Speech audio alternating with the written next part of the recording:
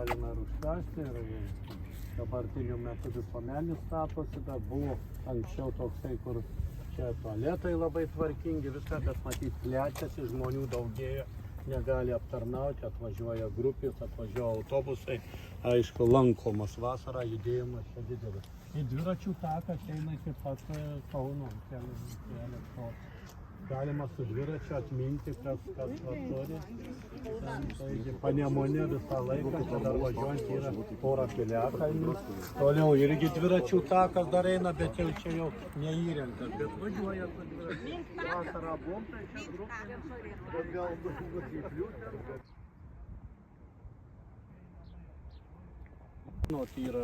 Yra teigiamas ir neigiamas bruožas, pavyzdžiui, Egipto civilizacija atsirado dėl to, kad potviniai būdavo.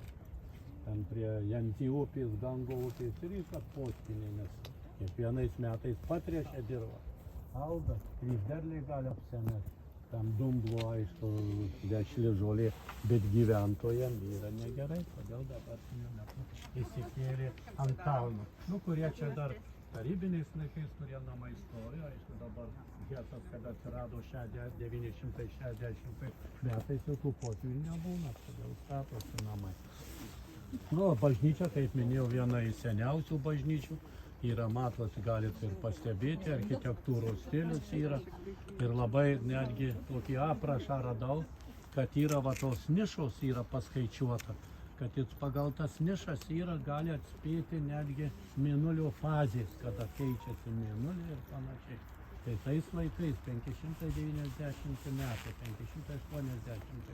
Reiškia, architektai jau turėjo supratimą apie tą aukštesnio rango pasaulį, kad galėjo apskaičiuoti mėnulio fazes ir panašiai, kada keičiasi tos mėnulio fazės. O vakar buvom tam kosmologijos muziejui, antram planetam, o šitas visas betoninė aikštė tokia dominantė tapo.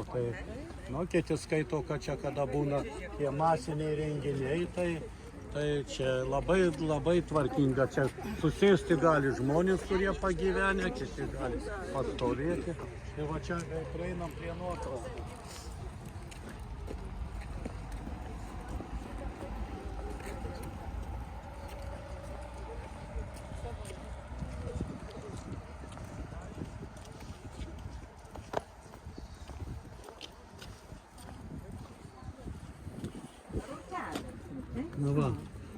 Krūtos, jo.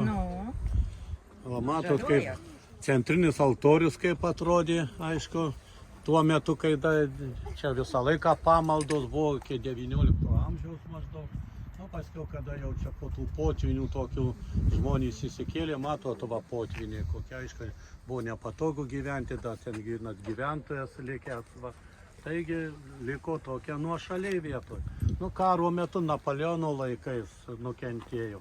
Caro metu, kada mes buvo 1795 metais po trečio Žečpospolito padalinimo, čia caro armijos atėjo, arklidę padarė toj bažnyčiai. Nes tikėjimas kitas, jau dabar kalba mano toks geras pažįstamas, turi didelį labai namą Palangoje nuomoja. Sakau, tai čia bus kam apsistoti. Sako, šito nebijau, svarbiausia, kad ten vištidės kokios nepadaryti.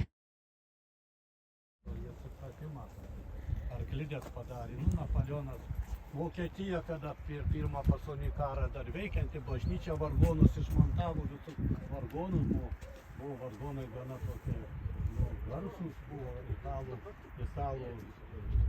pastatyti tie vargonai, buvo netgi judantys, buvo ten, šalia buvo ten angelai triubuoja, kaip ir čia buvo Liepaitinė. Čia potvynis. Čia panašiai irgi vidury Gabrielius, ten sveikina Gabrielius Šventą Mariją, tie vagonai būdavo tokie